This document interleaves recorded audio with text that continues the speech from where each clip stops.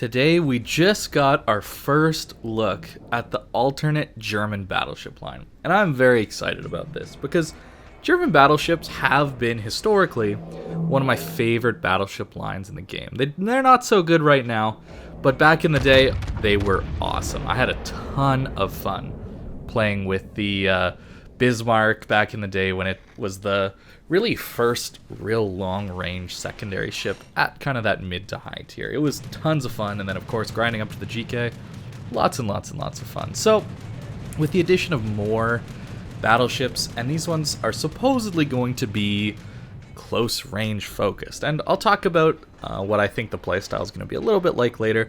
A lot of speculation in this. I'm just giving you my first impressions of what these things look like and what I'm hoping for from the gameplay, because as many of you know, secondary battleships are one of my favorite things in this game. They're a ton of fun. The brawling, it just feels intense. A lot of action going on, where a lot of this game can feel a little bit stale when you're just sniping from the back of the map. So they released basically the full line, right? Or they're planning to, all the way from tier 3, I believe.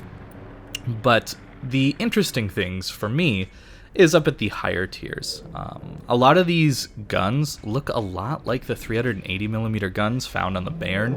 I'm sure a lot of you noticed that similarity. But it's possible they are larger caliber. We actually don't know. The barrels don't look exactly the same as Bairn. But of course, we do have the Prince Eitel Friedrich, which has a 350mm gun, and the turrets look similar as well. So no guarantees on what the calibers are going to be, but I would assume they're going to be a little bit lower caliber than maybe other competing tiers of battleships, just because that's what we have seen traditionally from the German battleship lines. You've got very few barrels, though, compared to a lot of the other ships at their tier. You're getting 8 barrels at most tiers, and it looks like the tier 8 actually only has 6 barrels. So what I would consider then is the tiers below tier 8 have a lower caliber of gun, and then at tier 8 you finally get the bigger caliber, but then you don't have as many barrels, and then the 9 and 10 go to 8 barrels of whatever that higher caliber gun is. That would make most sense to me, but it remains to be seen how useful they're going to be. We have seen German ships that are shotguns, right, which is most of the battleship line. And of course, we've seen some very accurate German ships as well, and that you just have to look at something like the Siegfried for higher caliber. And of course, we have the Elbing, which is incredibly accurate. It's a destroyer, I know, but it's possible for a German ship to be accurate. That's kind of the thing that I'm saying. So I'm hopeful that these are going to be accurate, because what we're going to get into in a bit is that these ships are focused on close range. So they really do need to be good at close range, which would involve some accuracy at close range. Now, the really cool thing is that these get torpedoes, and if you've played a Tirpitz, or maybe you don't have the premium ships, you've at least played through the Gneisenau, and that ship has torps, and that is a ton of fun to use in a brawl, and these ships can have a lot of torpedoes. The tier 10 looks to have 16 torps. The tier 9 only has 12, and the tier 8 only has 6, so it does drop off quite dramatically, but at higher tiers, you got a lot of torpedo power, and they say they're going to be long-range torpedoes, but I would guess that means they're more like the Graf Spee Torps, where it's 8 kilometers instead of the usual 6 kilometers that we've got on most of the German large ships. And of course, to go along with brawling torpedoes, you of course have secondaries, and German secondaries are okay. They used to be better. They're okay right now. I would expect these battleships to have similar range, tier for tier, to the German battleships we already have. It's possible they're going to be less. I'll talk about that a little bit later. But the really interesting thing is the higher tier battleships actually have the casemate style Graf Zeppelin 150mm secondaries, and those are laser beams. Of course, the Graf Zeppelin is special in that regard, that it has some of the more accurate secondaries in the entire game. Again, they have been nerfed since the Commander rework. Really sad about that, but back in the day, they were so accurate that you almost didn't miss. And as a destroyer player trying to rush a Graf Zeppelin, it was terrifying. So it's possible we get a little bit more accuracy out of these secondaries. It's unlikely, I know, but I can hope. To note, there aren't any 128mm dual purpose style secondaries on these, you only get the 105s of the mid and lower tier German battleships. So none of the higher tier secondaries like you see on the GK in front of you right now. It's a bit of a shift. I've also noticed that there's a couple casemate single 105s, but that's basically like the low tier 105s. They're not very good. Remains to be seen if they'll be good on the tier 10, tier 9 ships, but there's a lot of secondaries. I don't know about the firing angles though. It's likely that you're going to have less secondaries on target at once, unless you're flat broadside. And let's be honest, nobody wants to be flat broadside in a German battleship. Sure, you have turtleback, but we all know the weakness of the Kurfürst is not necessarily that it takes citadels, but it's that in order to get your back guns online and actually firing, you're giving so much broadside that everybody's just going to full pen you. That's why the GK feels far less tanky compared to something like a Montana, even though it has, on paper, better armor, right? It's that turret angle that really holds it back. And that's something I'm hoping these new German battleships actually have, is good turret angles. You can see, kiting away, the Kurfürst actually has pretty respectable turret angles, and that's where I like to play the Kurfürst. I don't want to be pushing in, because you're going to take huge amounts of damage if you try and get all your guns off. Even at this angle, you can see how much damage you can take at around a 30-degree angle getting all your guns off. It's huge. These ships take a ton of damage, and that's a bit of a problem because these ships look like they have a ton of freeboard. These ships are no Petropavlovsk, all right? They have a ton of freeboard. They're really high in the water, and at the higher tiers, it seems like they have the traditional German weakness of having a large superstructure that, I mean, everybody can farm very, very easily. As a destroyer or cruiser player, it's a ton of fun to shoot at a German battleship because it's almost impossible to miss that superstructure, and you're just guaranteed a lot of damage. One of the issues, though, is the range, right? They have talked about how these ships want to play, and it doesn't really fit the meta very well. Short range is terrifying at high tier. Ships like the Colombo only work at their short ranges because of the smoke. The smoke is what allows the Colombo to actually function as a short range battleship at tier 10. It gets you out of tough situations. It allows you to get through gaps and crossings that you need to push up to. You know, islands, of course, using them as safe points. It allows you to stay safe from a carrier for a little bit. I mean, assuming the carrier is not a good player. Obviously, if the carrier is good, as I've experienced in clan battles, they'll just drop into your smoke, right? Because you're a big target, and it's not too difficult for a competent carrier player to lead in a smoke.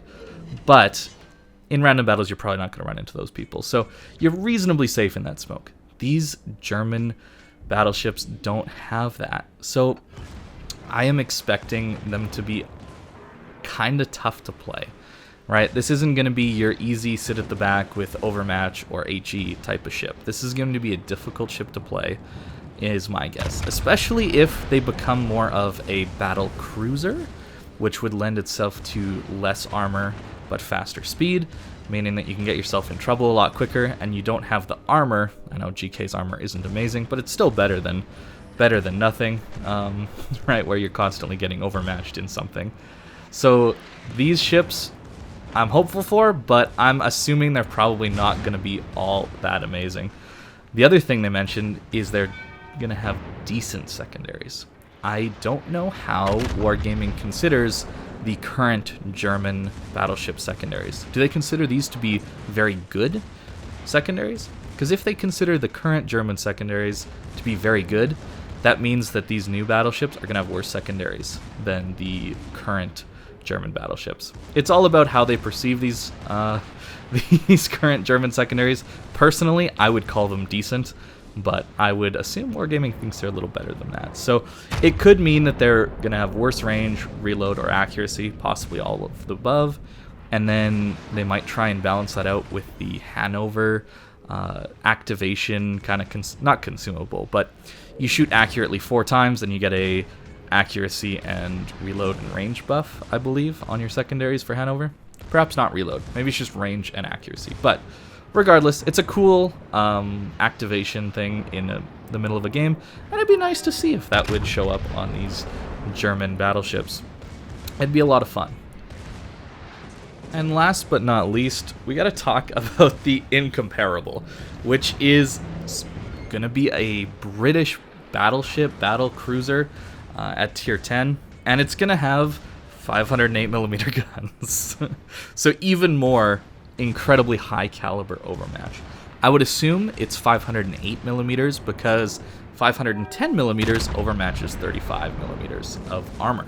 So I actually haven't done the calculation yet, but I would guess that the Incomparable will not be overmatching 35mm of armor.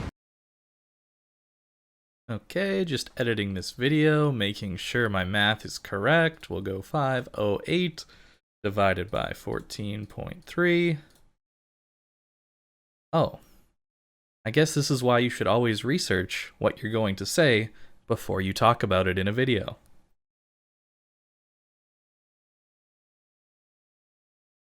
Now, there's not a lot of armor like that in the game, but notably Riga has 35mm of armor, which means it's very tanky until you run into a Shikishima. My hope for this ship is that it's not going to be just an HE spammer. Please, Wargaming, don't just put another high caliber, insanely accurate HE spammer into the game. Please, I don't want that.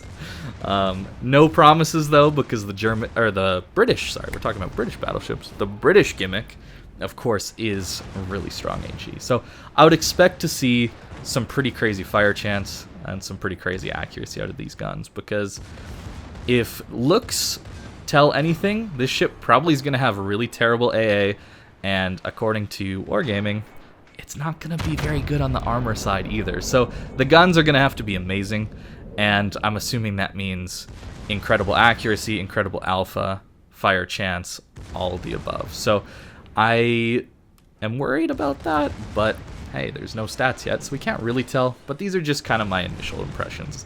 My concerns, my thoughts, my hopes for the new lines. Wargaming, of course, has the ability to add a lot of new, fun, cool mechanics to the game without making things too overpowered or overtuned. They get to define the way the meta is in this game. They control it by adding new ships, balancing old ships, and maybe even removing some ships from the game. I'm not saying these ones need to be removed, but I do firmly believe that Wargaming has the power to shape the meta of this game. They're in control, and I really do hope that moving forward, we're going to get more fun ships, more interesting gameplay than the sit at range and spam HE that we get at tier 10 currently.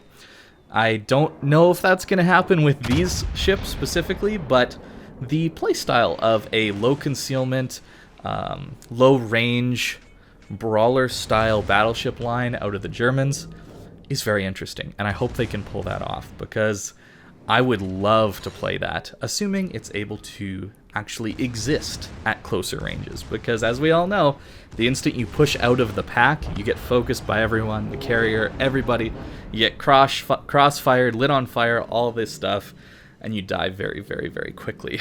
It's when you're sitting at the back do you actually live and actually manage to impact the game over a longer period of time. Like you saw here, doesn't always result in a win, but you can have a ton of battle impact if you don't overcommit into things. And GK having 20 kilometers range means it is capable of playing at these somewhat longer ranges. Not that it's good there, but I would assume that low range on a German battleship means that it's going to have 18 kilometers, I would guess, on the tier 10, considering the GK already has low range. But I don't know if Wargaming considers it that way. A lot of speculation here, I know. Don't take all of this with a grain of salt. I am not trying to tell you how these are going to play or anything, but I was just really excited to see these, and I wanted to give my thoughts on it, and I hope they're going to be fun. I'm really, really excited. I hope they're going to be fun. So thank you very much for watching, guys, and I hope you have a great day.